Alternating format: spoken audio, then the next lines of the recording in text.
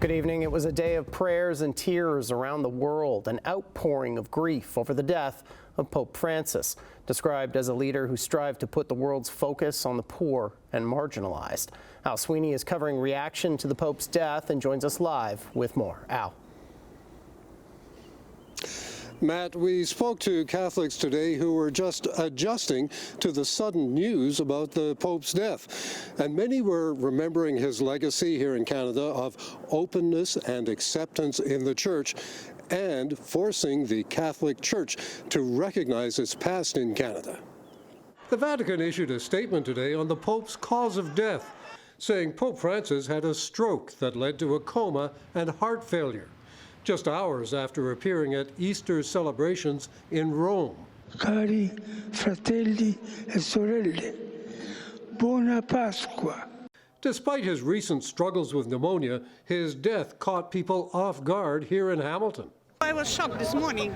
I was looking on the news and I couldn't believe it. I was a bit shocked because, he was supposed to get well. He was released from the hospital. On their way out of Easter Monday Mass at St. Stanislaus Church, Catholics thought back on the Pope's leadership.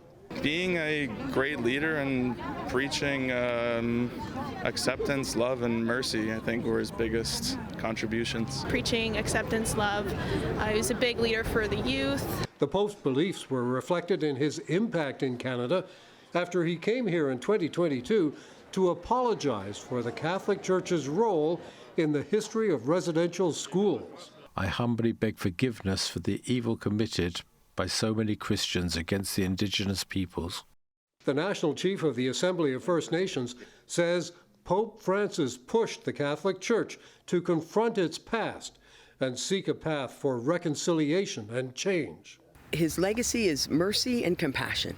Pope Francis is also praised for opening the way to acceptance of the LGBTQ community. You know, my partner and I we were blessed by our parish priest at St. Joe's here in Hamilton last spring because the Pope said, a blessing of two people is a good thing. Why would you hold back from something like that? St. Catherine's Bishop Gerard Burgee said he expects to be at the Pope's funeral and is praying for him with thanksgiving for his life of servant leadership and the profound influence he had on the Church in the world.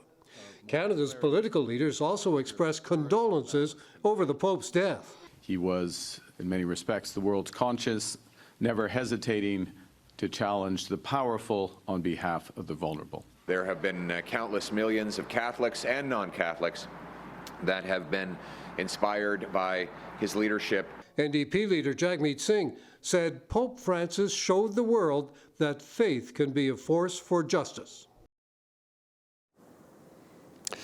We're also learning that the Pope issued a statement in June of 2022 looking ahead to his death. It instructs Vatican officials to carry out a simple burial for him in a basilica in Rome away from the Vatican, where he used to pray to the Virgin Mary. And he offered the suffering around the end of his life to the Lord for peace and brotherhood in the world.